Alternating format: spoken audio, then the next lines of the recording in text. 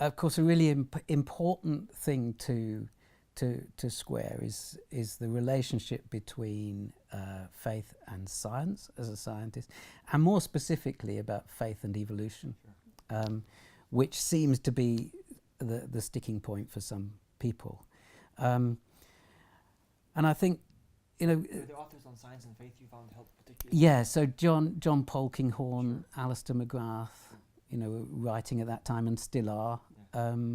Very, very helpful, although in one or two places with John Polkinghorne, I thought his evolutionary biology was a bit superficial. But anyway, that doesn't matter. You would have done it differently, right? I'd have, places you might have. well, I'd have thought of it differently as evolutionary biologist, but the study of evolution itself has got so much more interesting and exciting, and has largely ditched the model of evolution that Richard Dawkins was promoting all those years. So that's a very dynamic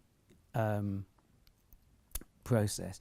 And I think once you're confronted then with two truths, and one has something to do with faith and the fact that it resonates with something very deeply in you.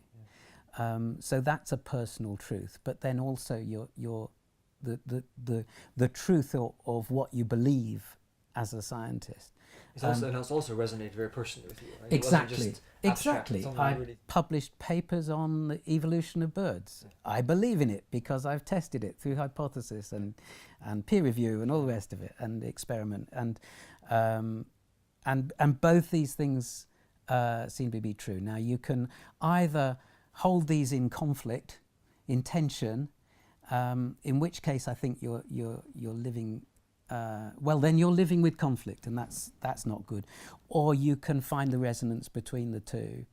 And what my reading and prayer and discernment, but reading in both areas, in theology and in evolutionary biology, and seeing how both actually have developed over the last 20 years, it becomes exciting to see the resonance between the two. Do you want an example? Yeah, sure. So the big sticking point for Richard Dawkins is Genesis 1-3, Adam and Eve, right? Creation. Well, it didn't happen in a week, did it? No, actually, probably not. But theologians have known since the 18th century at least that there is symbolism in the 7 days. The days 1, 2, 3, the symmetry between days 1, 2, 3 and 4, 5, 6.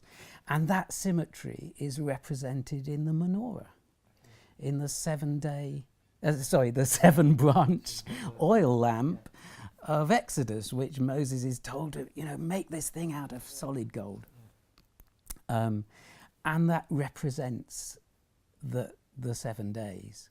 So there's a symmetry here which is saying this is not linear time.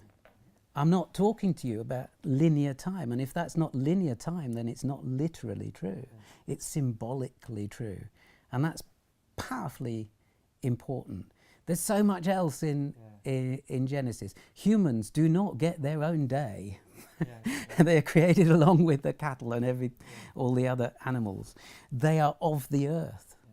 They weren't parachuted into here from another planet or from heaven. They are produced, of the earth. I mean, also, the sun and the moon are not created until the 4th day, but there's morning and evening each day, right? You don't have to be a modern scientist to realize that is hard represented in the moon. And so you see Origen already in the 2nd century writing, what man of intelligence would believe these are literal days when the sun and the moon are not made till the 4th day. Exactly. But the 4th day has a symmetry with the 1st day where you have light. So no, it's much more interesting and beautiful that way. Absolutely.